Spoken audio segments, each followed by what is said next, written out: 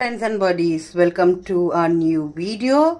आज আমি একটা নতুন ইজি এগ স্যান্ডউইচ তোমাদেরকে বানিয়ে দেখাবো।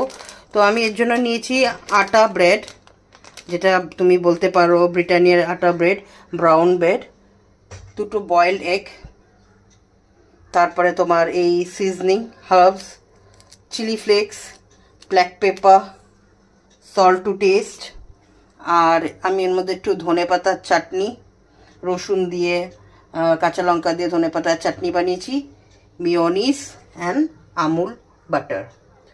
ওকে, সব থেকে প্রথমে আমি ডিমটাকে আমার ফর্ক থেকে ভালো করে স্ম্যাশ করে নেব কাঁটা চামচ দিয়ে।